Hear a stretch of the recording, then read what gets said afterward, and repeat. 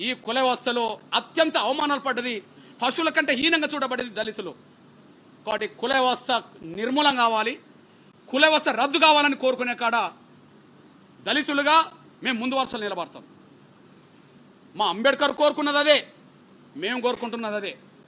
మా అంబేద్కర్ మాటల్ని లెక్క చేయలేదు కాబట్టి ఆయన మతం మార్చుకోవాల్సి వచ్చేసింది. మా అంబేద్కర్ మాటల్ని లెక్క చేయలేదు కాబట్టి ఆయన మతం మార్చుకోవాల్సి వచ్చింది. హిందూ మతం నుంచి బౌద్ధ మతంలో చేరాల్సి వచ్చింది. ఒక స్టేట్మెంట్ వినిపిస్తా మా అంబేద్కర్ జీవిత చరిత్రలో. ఆ స్టేట్మెంట్ చదువుతాను చూడండి. హిందూ సమాజానికి నైతిక విలువలతో నిమిత్తం లేదు. ఈ మతానికి మనధర్మ సిద్ధాంతమే పునాది. మనధర్మ సిద్ధాంతం కులతత్వాన్ని, అనైక్యతను, వర్గ వైషమ్యాలను బాహటంగా పోషిస్తున్నది. హిందూ మతంలోని వర్ణ సిద్ధాంతాన్ని రూపుమాల్పితేనే దానికి భవిష్యత్తు ఉంటుంది.